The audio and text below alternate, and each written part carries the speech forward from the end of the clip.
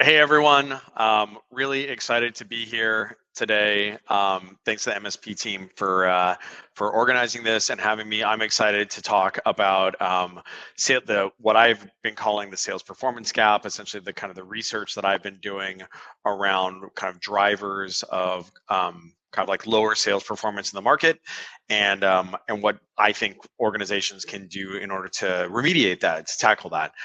So really excited to be talking through this today. I'm going to go ahead and share my screen here.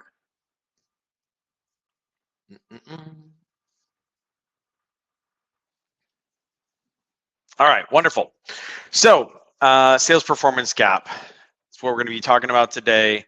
Essentially, I've been thinking a lot over the last 6 months, 12 months, maybe 18 months, probably more 6 to 12 months, around kind of what I've been observing as kind of a decline in sales performance, and talking a lot of CROs, talking a lot of VPs of sales ops, et cetera. Obviously, we here at Atrium work with hundreds of companies in order to help them performance manage their sales organizations. So what I have been doing is putting together this presentation, just kind of help synthesize my thoughts on like what might be driving the current kind of situation, and then also things to do about it, right? Because as Steve Goldberg, the former CRO of SalesLoft, likes to say, we are not here to admire a problem, we are here to fix it. For folks who don't know me, my name is Pete Kazanjy. I'm one of the founders of Atrium. Atrium makes sales performance management software. It's software that helps sales organizations measure, manage, and improve the performance of their teams. Prior to founding Atrium, I started a recruiting software company called TalentBin in 2010 that was acquired by Monster Worldwide in 2014. And that's really where I went from being a business generalist founder to our first seller, our first sales manager, our first sales leader. And when we were acquired, I was running a 30-person sales organization, and went from doing that to being responsible for new product sales across a 600-person sales organization at Monster Worldwide. So I think a little bit about sales and kind of high performance sales. Subsequent to Monster, wrote a book on startup sales called Founding Sales, and then started the Modern Sales Pros community. So I think a little bit about this stuff. I spent a lot of time doing it. One of the things that I've been thinking about a lot recently is sales performance, and essentially the shifts in sales performance that we've seen pre-COVID, post-COVID, and related to a lot of the kind of varying economic and also technological impacts that have been coming to bear on specifically in the people that compose our sales organizations. These are some of the books that have kind of informed how I think about kind of the current state of sales performance, both sales, sales management, sales excellence books, and then also a number of books that are kind of examining the kind of like the psychology and kind of like social psychology associated with the generation of staff who have come up in the last like 15 years or so. So check these out if you guys are interested in kind of digging in a little bit more. But essentially, the big topics that we're going to be talking about today is I've identified what I like to refer to as kind of like 5 major drivers. I'm sure there are probably more, but these are the ones that at least I've identified so far. We're going to talk a little bit about these. So the first is zero interest rate policy. So low cost money during ahead of COVID, and then certainly during COVID in a big way. Sales engagement automation functionality, so like outreach, SalesLoft, et cetera. The impact of social media, especially as social media has made its way into, and algorithmic feeds have made its way into the workday world versus just like the fun kind of like off hours. Related to this, kind of the upbringing of like kind of the virtualization of the upbringing of a lot of kind of new grads that have happened in the last 10 to 15 years as a result of the deployment of smartphones, specifically the iPhone, and then also post-COVID, the impact of work from home. So these are going to be the topics we're going to be talking about, kind of like the impacts that these various things have on sales performance. But first, I want to give a little bit of a flashback here, just kind of like refresh everybody's memory as to like how things previously, like how sales performance and kind of like sales training and junior rep onboarding and what have you used to happen back in the day. So first a thing to remember is 20 years ago, 15 years ago, 20 years ago or so, most young reps learned selling by in a very call centric fashion, right? There wasn't sales engagement software. There also wasn't as many of the databases available, like the Zoom Infos and the Apollos of the world and what have you. And so as a result, a lot of kind of selling behavior was calling based, and lead generation, pipeline generation was calling based, and also which has a couple of different drivers associated with it. One is it requires high level of effort, like you can't be automated. For the most part, it requires resistance to rejection. It requires synchronous verbal communication, kind of like thinking on the fly, et cetera, et cetera. So also, previously training had a tendency to happen face to face, right? Not just which is of course a richer interaction, which drives higher attention, but also drives cohesion, right, and mutual accountability of the learners. Staff learned what it was like to be managed like live, to have a manager sitting next to you, observing your performance, and kind of intervening as appropriate, providing encouragement, providing correction, providing coaching, providing accountability, et cetera. People previously had their managers sitting amongst them, and had far more managerial interactions on a daily basis than than a lot of people would be used to these days. Similarly, because people were live together, they actually observed. They didn't like managers weren't just observing them. Individuals were observing other people passively, like visually. You could look around and kind of see like, oh, this is like what we're supposed to be doing right now, right? So, behavioral norms were constantly being reinforced in a live visual capacity. Importantly, and this is kind of related to this, but a little bit different, is that sales is hard. And so, what also was really important, an important component of this was cohesion and esprit de corps, right? Celebrations of victories, commiserations of frustrations, going out to drinks, together after work, eating together, all these things that are, that have been rituals and important things for humans for hundreds and hundreds of thousands of years, of course, continued to be the case in a professional world. And then even in a pre-professional environment, another thing that previously had happened was like when kids grew up, they grew up with a ton of interpersonal interaction, right? A ton of interpersonal cohesion, live communication, contending with personalities, contending with conflict, verbal communication, thinking about what other people were thinking, and then not just live, but also in a pre-virtualized capacity, doing that over the phone, which of course was not face-to-face per se, but was at least synchronous verbal, right? And then I think another thing that's kind of related to this, staff definitely learned what it was like to be managed. What they also did was they got to watch managers not just managing them, but they got to watch managers managing other people. And that was important because what that did was that facilitated, like, it was training about like what management, like what expectations to have around management, and understanding like, that's what it's like to be a manager. That's what's expected, right? It's not just happening to me, it's happening to everybody, right? Things like that. And so that's how things used to be. And then I think, but in the last 15 years, a lot of things have changed in this regard. And we're going to go through this a little bit here. The first thing we're going to talk about is zero interest rate policy, or what is, collectively known as ZIRP, right? And so what ZIRP was, so zero interest rate policy, was following the great financial crisis in 2008-ish.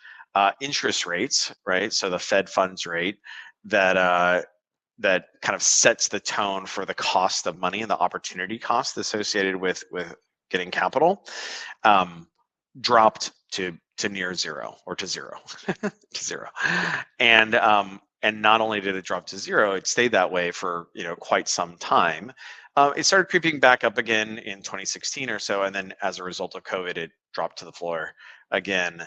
And so not only were interest rates low, there also was a ton of what's known as quantitative easing happening at the same time. So the Fed was pushing tons of money, kind of printed money, into the economy, and of course that was followed by substantial stimulus drops during COVID as well.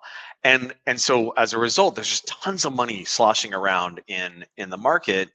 And so when there's lots and lots of money sloshing around the market, what's going to happen is it's going to look for yield, right? So investors are going to take this money from the Fed, and they're going to say, hey, you know what? I can't earn a good return investing in treasuries or other kind of financial instruments. What I'm going to do is I'm going to seek yield in higher risk environments. And so a really great example of that is the venture capital environment. And so what you can kind of see here is that venture investment kind of spiked pretty substantially. You can kind of see it was long here for a while, pretty much in tune with low interest rates. It starts going up and up and up and up. And then of course, COVID happens and it goes through the roof, right? And so an important thing to think about is like, okay, well, where does that venture capital go? Well, where that venture capital went was it went to the formation of lots of companies. Into the formation of lots of companies, it went to the funding of lots of companies. And so what like that money wasn't deployed to those companies just for fun. Those companies then used it for hiring more people, buying more software, buying more of everything, right? And so this showed up in the commercial performance of sales teams.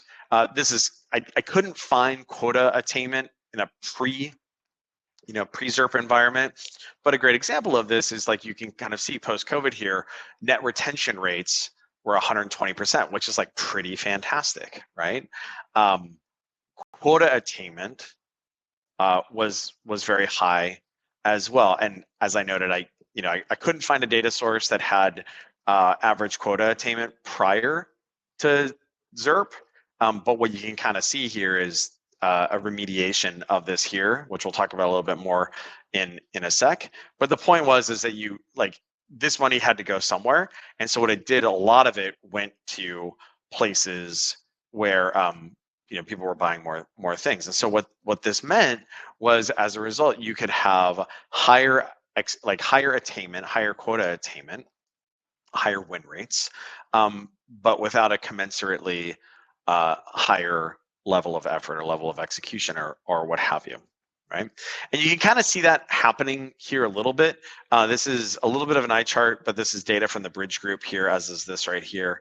But what you can kind of see is that this money, it juiced OTEs and it also juiced commission rates. But interestingly, it actually didn't juice quotas, right? So what you had was median OTEs went from, in 2012, 105K. This is the Bridge Group salary survey.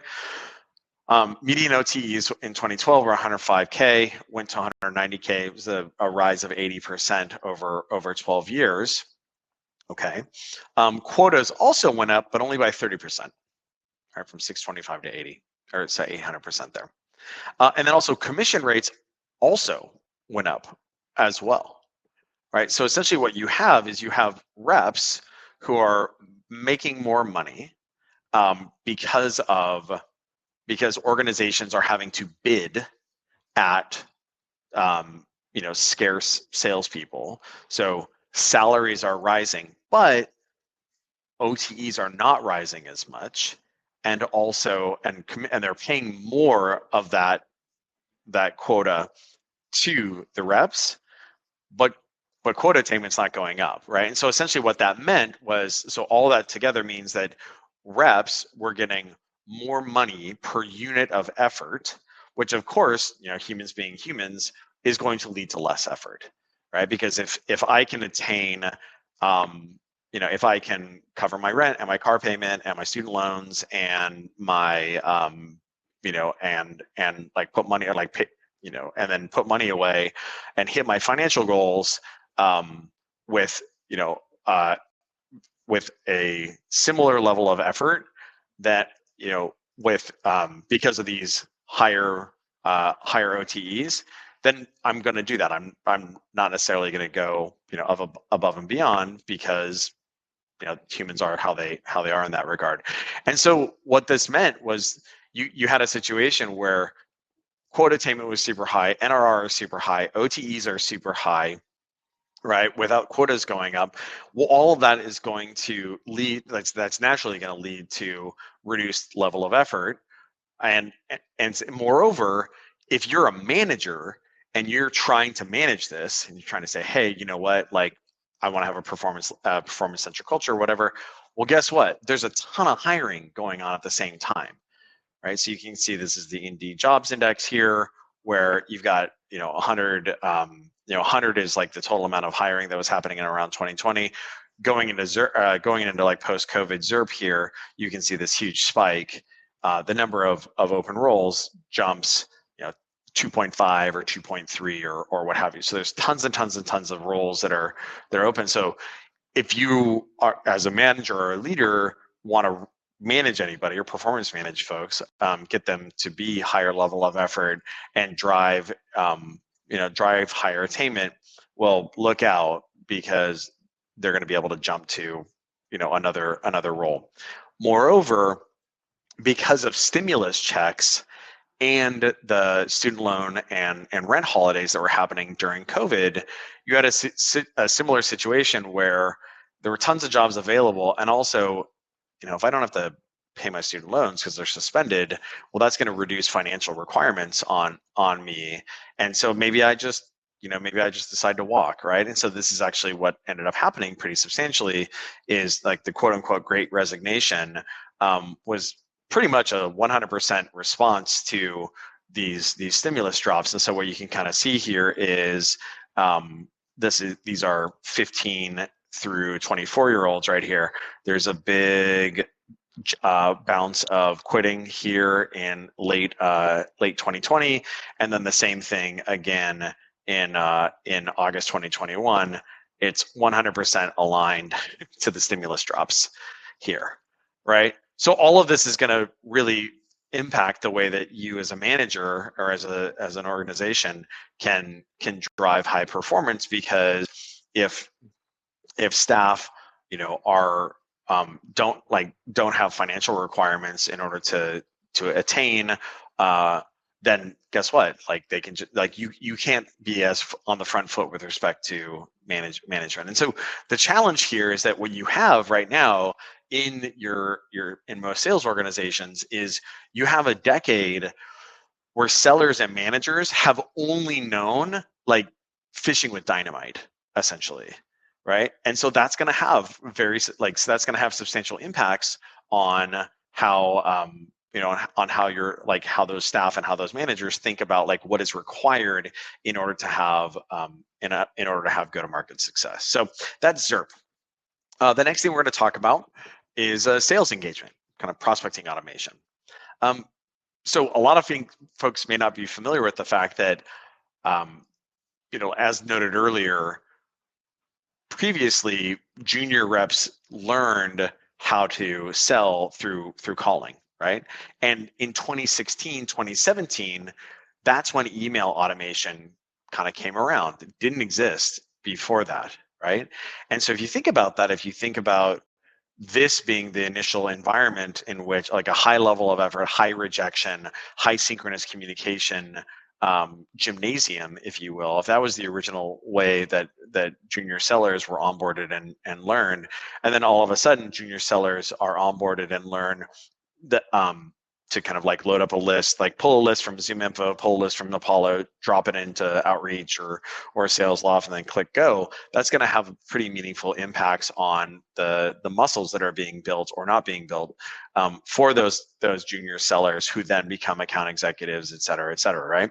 And so you can kind of see this here where, sorry, it wasn't 2016, from like 2015 through 2020, email automation really deploys very substantially here. So prior to that, that wasn't really the case, but post 2016, it was pretty much standard that that junior sellers are going to have a lot of their behavior being like a lot of their prospecting behavior is going to be fully automated, and they're going to just be like waiting for responses, right? And that's what kind of prospecting was, right? So there's a lot lost there as a result. Work from home. So obviously in post 2020, there was a very substantial reason why a lot of organizations virtualized and started working from home. Obviously, a respiratory pandemic would lead to a lot of organizations seeking to like by necessity would seek a lot of, or drive a lot of organizations to virtualize their organizations, their sales orgs. The problem with that and is that doesn't come with, it has upsides to it, one of which being reduced infection by COVID, but B, it has other kind of like benefits as well, like access to different sources of talent, kind of people can like live more remotely or what have you. The problem is it also has a bunch of downsides as well, right? So previously training was face to face, fully immersed, embodied, mutually accountable. Now it's very virtualized, right? There's less accountability associated with that. There's less, focus. If you want to think about why, like indications of why remote training might be less effective than face-to-face learning and like kind of live embodied learning, all you have to do is look at the impacts of virtual schooling during COVID, where mostly in-person school districts had substantially less learning loss than more remote school districts, right? Were school districts that decided to stay closed for 6 months, 12 months, 18 months versus those that came back pretty quickly. And so I think a lot of folks would say like, hey, well, wait a minute, like those are 8-year-olds or like 12-year-olds or 16-year-olds or what have you. And my response to that is like, your new grads, your 22-year-olds, your 24-year-olds, your 26-year-olds are not dramatically different than your 20-year-olds, your 22-year-olds. And so, this is going to have impacts on your staff. You can look at those negative impacts across, the OECD. You see these dramatic declines in test scores immediately post-COVID as a result of these virtualized learning environments, right? And there's a number, so that's just learning, but then there's also day-to-day management as well. So having your team next to you, knowing that you need to be on task doing the things that you're supposed to be doing, and having your manager right there coaching you, driving accountability, having you focus on the things that need to be done is very different than that being fully the responsibility of the individual rep themselves. And that's going to have performance impacts. Cohesion is also deteriorated as well. So face-to-face, live, breaking of bread, making jokes, going on walks with each other, having drinks after work, etc. All those things drive team cohesion, esprit de corps, etc., which is very important for sales because, again, sales is hard. And so unfortunately now this is kind of what that looks like. And there's very substantial deterioration of team cohesion as a result of the virtualization of that. Now, there's upsides as well, especially for people with families. They get to spend a lot more time with their families. And so there's potentially higher cohesion there, but it's definitely, you're losing this component of team cohesion, right? And then moreover, there's just, the notion of kind of working from home, it lends itself to pulling a lot of like partial attention into play. Like somebody was telling me shared with me the other day, it was pretty funny. There was like a revenue all hands with like 400 salespeople on it.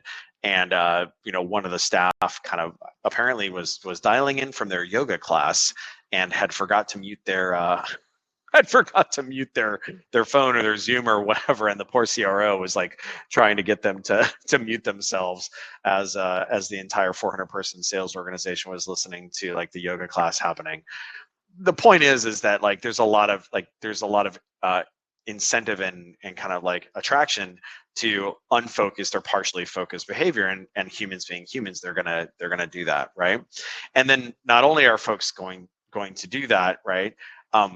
There's a lot of kind of unhealthy behaviors being promulgated and normalized, a lot of unhealthy kind of work from home behaviors being promulgated on social media as well. Like there's people who are very effective working from home. Usually they're more senior. They've probably come up through an initial environment where they learned in an office or what have you. There's a lot of stuff on LinkedIn or like kind of work TikTok, as I like to say, saying like, hey, like look at this, I'm working from the pool. Hey, look at this. I'm doing childcare while I'm quote unquote working, et cetera, et cetera. These are all like not healthy behaviors, and like they're being characterized as like, oh, okay, like this is normal. That's what your staff might misconstrue there, right? Whereas of course that's like not healthy and not normal. Kind of an extension of this, it's not just a work from home thing. Social media has a tendency to kind of like facilitate a lot of like problematic concepts for your staff. And I'll kind of help folks understand where that comes from really quickly. So modern social networks, LinkedIn, TikTok, Instagram, Facebook, et cetera, use what are known as algorithmic feeds. And so what those algorithmic feeds do is there's all sorts of like content that is being posted, right? Like videos and images and posts and what have you.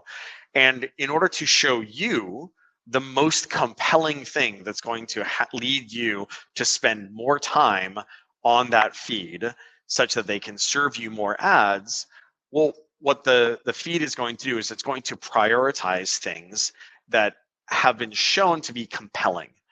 And because the things that are compelling to other people will probably be compelling to you, and as a result, you'll spend more time on it. And so the way that these algorithmic feeds identify this is through like likes, comments, linger time, like how long you watch a video, how long other people watch videos, et cetera, et cetera. And so as a result, what ends up happening is the content, right? The content that people like, right? The content that is fun, that's provocative, that gets, that is pleasing, right? That like makes you feel nice. Those are going to be the things that not like get the most likes and linger time and comments and what have you. But as a result, they're going to get the most distribution, right? So unpleasant things, like unpleasant realities, are not going to get as much distribution. Whereas like pleasant things that may or may not might be reality, or they might not be reality, are definitely going to get more and more distribution. And so like this is kind of a jokey way of rendering this, is that the outcome of that is that comforting lies are going to get lots and lots of distribution on on TikTok, on LinkedIn, on Facebook, on Instagram, et cetera, et cetera. And kind of like unpleasant truths are not going to have a lot of audience there. And so if you think about how that might have an impact, like on Instagram or TikTok or whatever, the ways, like the things that can happen there is you get this distribution of like, conspiracy theories or kind of like, silly challenges or memes or what have you. But if you apply that same behavior to LinkedIn's feed, what you're going to end up with is a bunch of distribution of things that are maybe comforting and maybe not the most healthy things in the world, but are kind of like fun, right? Kind of fun, kind of comforting. As I like to say, they're kind of like Cheetos or Doritos. It's not real food. It's not broccoli. It's Doritos. They're delicious, but like, they're ultimately not good for you. And so you can kind of see this and then the creators understand this as well, and then they react, right? So like there's this whole meme around like quote unquote lazy jobs, right? Or like day in the life videos. And most of what these involve is not actually like day in the life of work, but also just like kind of day in the life of everything but work in the work environment. Like, here's my lattes and the latte art, beautiful. Here's our deck, it overlooks Central Park. I work 3 hours a day. I spend most of my time doing these selfie videos instead. And so like that's funny. But if you think about it, if your staff is consuming that and they think, whoa, that's actually what is required, and like what is the day in the life of someone, they're being misled, right? And so what you need to do as a leader is counter program that. There's other examples of this as well, right? Like, this is one of my favorite ones right here. So this just like sales influencer posting this thing like, oh, here's the 4 things I hate about sales. Obviously it's going to be provocative. It's going to drive people's attention. Number one, managers who value activity versus metrics that actually matter. Wake up and smell the change. This has been liked by like 400 people and has a ton of comments on that. And then, of course, what this is doing is this is essentially telling your staff, hey, sales activity doesn't matter. Well, that's actually wrong. That's like super false, right? Like any sales leader would tell you, like this is completely asinine here, but it's getting tons of distribution, and it's essentially like infecting the minds of your staff. And so and this is happening day by day by day by day with your staff, right? And kind of like a last example here as well, the same is kind of true with like career advancement and expectations associated with this. Again, algorithmic feeds promote the things that are that people like, right? So what are people going to post? Well, people aren't going to post the fact, that they're like, here I am having my, my leftovers at lunch while, at my desk while I do my 100th through 200th calls of the day. Instead, they're going to post kind of more fun things like, hey, I just got promoted. That's awesome. Hey, we're hiring, right? And so what ends up happening is if you have a selection bias of information that's showing up to staff who then think like, wow, all I see is promotions on LinkedIn. All I see is people hiring on LinkedIn. Maybe I should get promoted, right? Maybe I should get a new job. Whereas if you look at the actual data, it turns out promotions are few and far between because of the economic environment, and also there's a lot less hiring than happening. But you would never know that if you were just basing this purely on kind of like LinkedIn, feed information. So that's social media.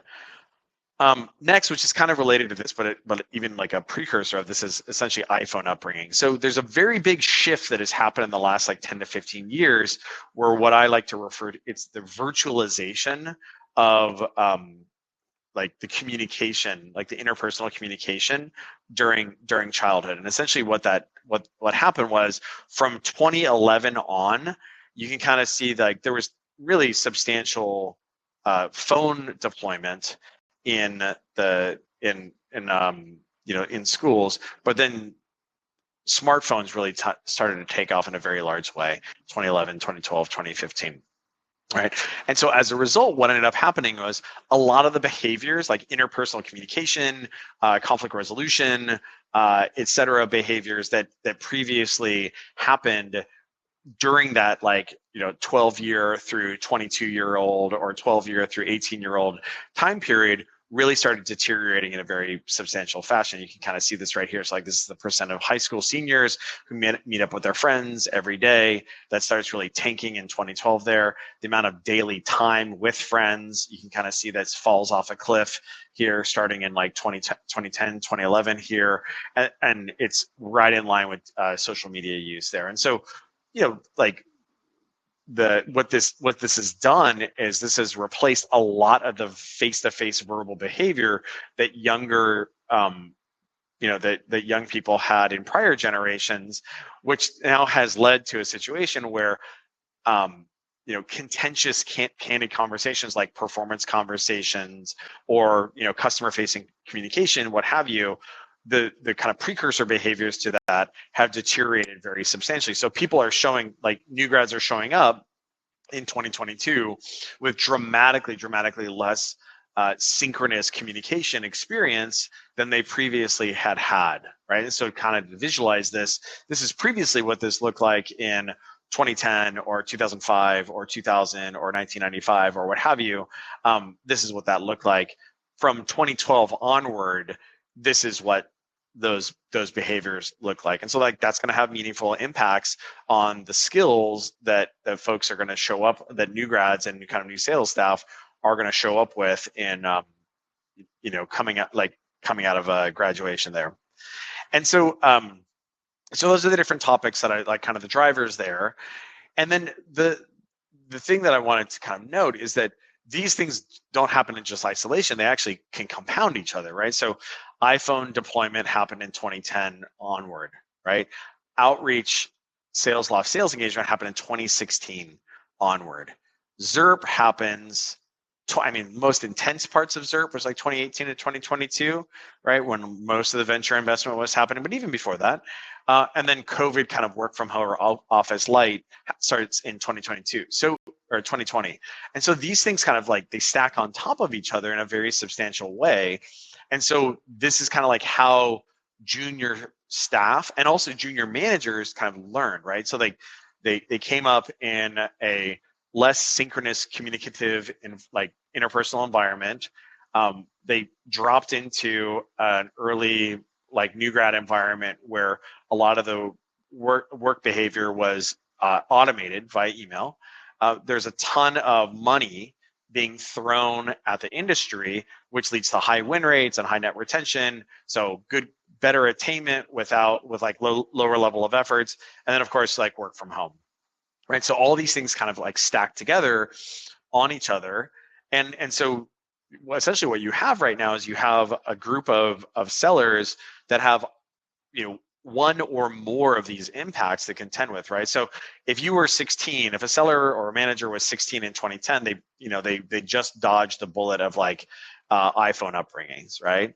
If you're an SDR before 2016, you largely dodged kind of like the email automation piece, right? So that's like 30 plus as of 2024, right? If you're an SDR before 2018, you kind of dodge that ZIRP environment. If you're an SDR before 2020, you dodge the work from home kind of corrosion. So if you became an SDR by 2016, more or less you missed most of these issues. But if you showed up afterwards, you probably have one or more of these impacts. And so if you think about your staff, like your junior staff or what have you, they have a number of these impacts, right? And importantly, this has impacted those managers as well. So managers didn't necessarily have didn't have to be as on the front foot with respect to management because of the ZIRP impacts. And then secondarily, even if they wanted to be and they wanted to drive high performance in their organization, well, in order to retain the quota capacity, they needed to have a lighter managerial touch for fear of staff just bailing and going to other places there.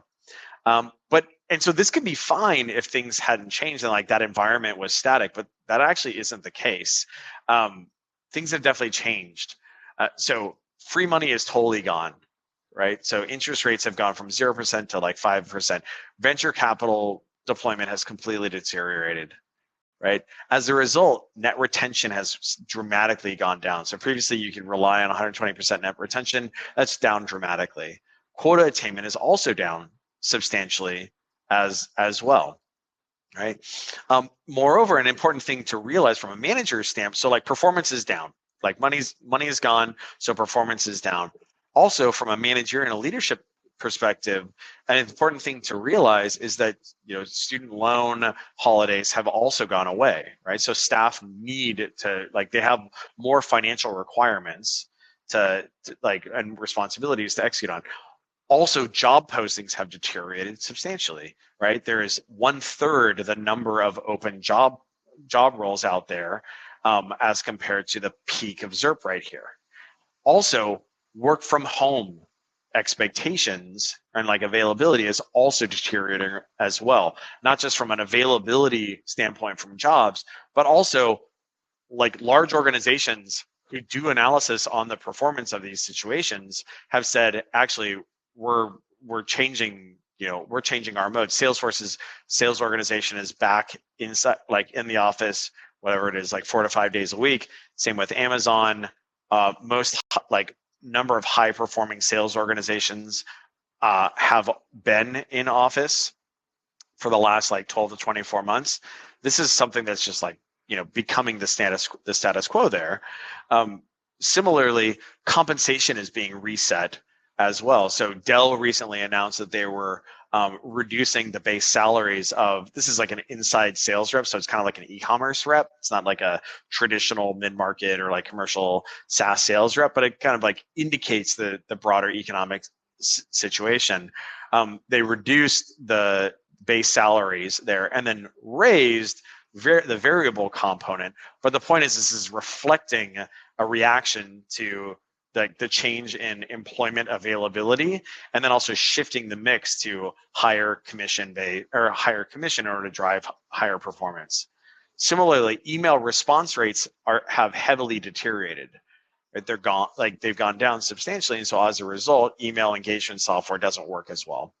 A claim I would advance to organizations is that remote was briefly successful, not because like remote staff or remote sales staff, and certainly remote junior sales staff are higher level of effort, more focused, and on top of things. But instead, remote was successful because of substantial venture funding, which is now gone, and this is making it such that sales performance is harder in general. A, and B, as a result, organizations are they're reassessing and recentering and resetting to things that have previously been the way that they drove performance, whether that's in person or a higher mix of commission versus base. And so a good example of this would be Dell. Dell has done both of these things. I would imagine you'll probably see more of this happening in the future. One, they've rebased their compensation, and then secondarily, they've returned to full in office for their sales organization. So my anticipation is that this is going to happen more broadly across the market as well. And it's not because like a lot of people will say like, oh, they just want to get people to depart the organization, lay people off. Like partially, yeah, like they probably want 10% of the organization to trade, but also they want to drive higher performance out of the people who remain. And the way that you do that is by having people who are more focused and locked in, and then secondarily, more incented via variable compensation, right? Cool. So those are the reasons why kind of the current performance gap, or like these are some of the reasons why I think the current performance gap exists. What are we going to do about it, right? What are we going to do about it? And I think that the summation here really is like, we're just going to go back to basics. Like, there was this decade-long, this particularly like 5-year, very intense kind of period of like not normal. People would call it like the new normal. It's not normal.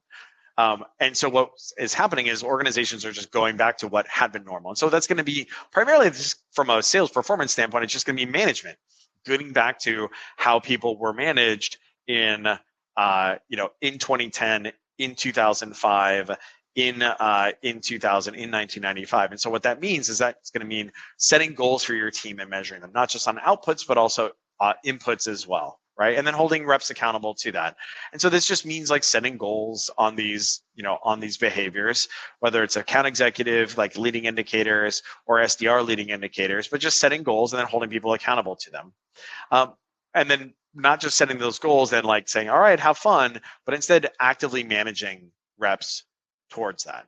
Right. And so an important thing to remember is that more effective sales organization or more effective sales management leads to higher performance in these sales organizations, right? So like, Gartner points out that high performing managers drive higher performance in their teams. Really the biggest thing there is that higher performing managers or more proactive managers help more reps be top performers, because what they do is they take reps that are in the middle of the bell curve and they move them to the right through better accountability, through better coaching, through better encouragement, and what have you, right? So you can't get like a top performer to like double the amount of money that they're bringing in because there's only 40 or 50 hours in a week. But what you can do is you can take your folks that are in the middle of the pack and you can improve their behavior. And so this is actually what Michelle Vazana also has seen as well in her Crushing Quota, is that, top managers generate more revenue than the bottom 25%, mainly because they get more reps to quota. And they get more reps at quota.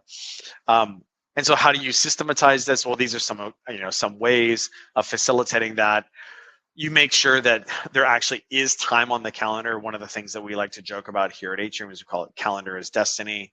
You need to make sure that there's time on the calendar for managerial actions, for one-on-ones, for performance check-ins that are different than pipeline inspection or pipeline reviews, like a performance check-ins that are literally looking at quota attainment and leading indicator performance, setting clear expectations about what is going to be inspected there, inspecting it, and then having conversations about that, right? if you want like a quick primer on how to do that, an important thing to do there is like make sure that your feedback is timely. Like don't wait to the end of the quarter or wait to the end of the month in order to address something when you see an issue, whether it's a pipeline hygiene issue or an activity issue or what have you. Yes, you want to like people like reps have feelings and you want to start with positives to make sure that people are receptive to it, and you want to characterize the reason why you're talking about calling volume or meeting volume or pipeline hygiene or what have you. But that doesn't mean don't have the conversation. Say it means our customers are more phone-based people and email response rates are low, which is why we are so focused on our calling initiative this quarter. And that's why it's so important that you be at the right level of calling activity, because otherwise you're not going to hit your opportunity creation thresholds, right? So like that's an example of the why and connecting it to the constructive feedback there, right? So keeping track of this in a one-on-one doc or a performance check-in doc can be very helpful. And so what's particularly compelling about this is like when you do this, it actually leads to a situation where you're constantly talking about the same performance issue and again and again and again and again. It's going to naturally lend itself to a performance improvement situation, or alternatively, you're going to avoid this situation by making sure that you're doing continuous performance management there, right? And so one of the things that ought to kind of note here is that we at Atrium focus primarily on all these things, right? Like we help organizations better performance manage their reps, and so usually one of the reasons why organizations end up working with this is they're seeing light quota attainment, which is typically driven by either insufficient pipeline generation and insufficient pipeline movement, which oftentimes come from inconsistent managerial behaviors and kind of lackluster activity levels. All the stuff that we talked about previously. And so usually the reason why where that comes from is it comes from frontline managers not being as on the front foot with respect to performance management as you would prefer. And so oftentimes the reason why that's the case is managers have a tendency to spend all of their time on kind of down funnel deals. They aren't necessarily from the operations department. They don't love to roll around in dashboards, and oftentimes are hesitant to hold reps accountable, either because of a lack of data availability or challenges interpreting that, or for a lot of the reasons why we talked about earlier, like managers oftentimes are resistant or kind of like unused to these performance management conversations because of the environment that they've been kind of coming up in. And so what Atrium does is it just automates a lot of that performance management, both rep facing and then also manager facing as well, right? The way that we kind of joke about this is that the legacy way of doing this was handing out like giant walls of dashboards that nobody consumed. The modern way of doing this is using large language models to interpret performance information, tell the managers exactly what's going on and why and what to do about it, and then do the same thing for the reps. So everybody's on the same page as to where we're at from a performance standpoint, so we can then act to change performance behaviors for the better. Right. And so the way that Atrium does that is by hooking into the CRM and the email and calendar system, generating 100 plus core metrics that work straight out of the box, that plus any custom metric organizations want to manage their team on, customizing that by setting goals on it, assigning the relevant metrics to the relevant teams, et cetera. And then the software monitors that on a recurring basis, statistically, like how are we pacing towards our goals?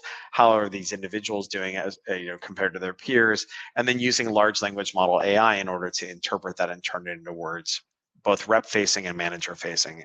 And so typically what we end up seeing for our customers is anywhere between a 20 to 200% improvement on whatever initiatives they performance manage using Atrium, whether that's like calling behavior or pipeline generation behavior, pipeline advancement behavior, customer facing meeting behavior, whatever it is.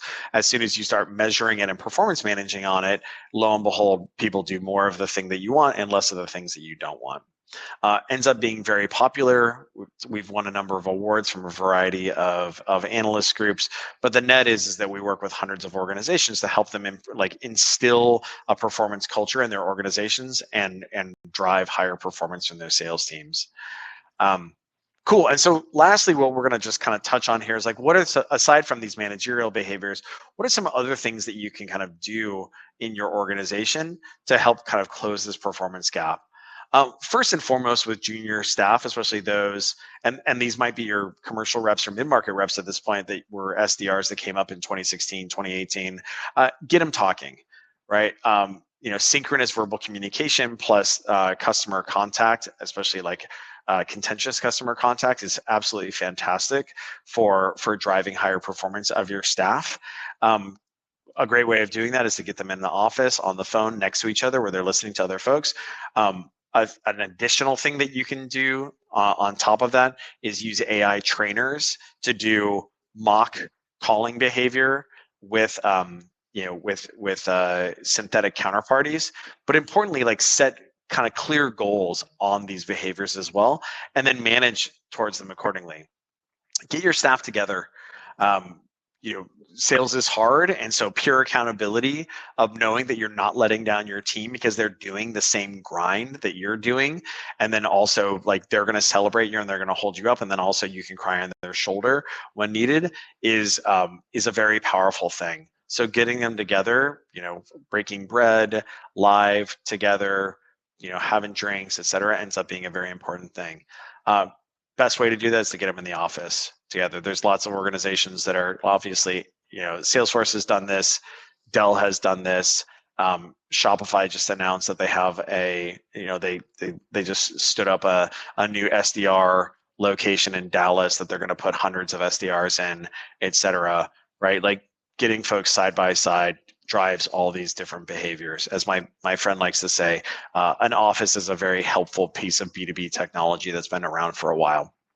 Also, get them mixing with senior staff, right? So folks who came up in a prior environment, who know more about what this stuff is like, they can kind of share how hard sales used to be and how hard it probably will now be as a result of this, the new normal being recognized as the not normal there. So get them like interacting with more senior staff and understanding like what has historically been normal. Teach the new managers. A lot of your junior managers have been implicitly taught incorrect things. So they've come up and seen either they were reps during the ZERP environment, and so they have potentially acquired skills or beliefs that are not aligned with the current reality, or they were managers during that time period and acquired behaviors or beliefs that are not in alignment with a 5% interest rate environment in which sales engagement software doesn't really work anymore. Lead by example. This is a really important thing that managers need to lead from a performance like execution and level of effort. They need to lead by example there. This is a wonderful post by this gentleman who previously led SDR at a company called Maxio, who talks about not only did a leader drive accountability by authenticating meeting sets and meeting counts on the way out the door, but also he took all of his meetings on the floor. So all the other reps, he wasn't just authenticating while people exited the organization or like exited the office. He also was demonstrating by leading by example by taking all of his calls on the floor there. You potentially can clear their talent decks as well. There's far less hiring happening right now, and there's lots of people who are looking for jobs, and so a lot of organizations ended up hiring people. They had to put butts in seats in 2021, 2022. And so you may be in a situation right now where you have folks who may not have an attitude or a point of view that is aligned with your performance requirements, your modern performance, your contemporary performance requirements. And if they don't want to align to that, or they're unable to align to that, that may be totally fine, because there's lots of folks that are out in the market looking for roles right now who may align more substantially to that, right? So you can like top grade and upgrade your talent right now because of the availability in the market. And when you're doing that, it probably would be worthwhile to consider the fact that a lot of your new grad hiring or like junior hiring have a lot of these like a lot of the new grad and junior talent has a lot of these, like they have these realities associated with them of the virtualized upbringing, the virtualized upbringing, the sales engagement, the virtualized sales engagement, have like junior behavior, etc. And so as a result, that puts at a premium people who previously had face-to-face synchronous experience, right? Face-to-face synchronous communication experience, like whether that's, Mormon missions or a higher emphasis on people with athletic experience, retail experience, military experience, etc. Essentially places that could not have verbal communication or kind of like conflict resolution or like couldn't have those behaviors virtualized are now more at a premium, right? Because folks who didn't engage in those had a lot of their a lot of their verbal communication or like contentious conversation behavior virtualized.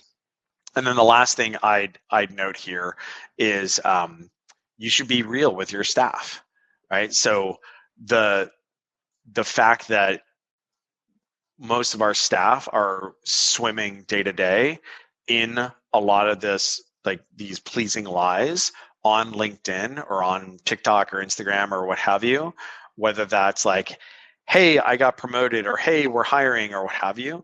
Like the reality is that job openings are down 2/3. Right? This is the fiction. This is the reality. The fiction is somebody recording themselves being laid off and then getting celebrated for that. The reality is that person taking 6 months to find a new job after they triumphantly posted the recording of their being laid off. So it's really important for you as leaders to kind of shoot your staff straight and help them understand like what is actually required for success, because there's a lot of people out there who are more than happy to tell them things that are like not the reality. So hopefully you learned some stuff here today regarding the sales performance gap.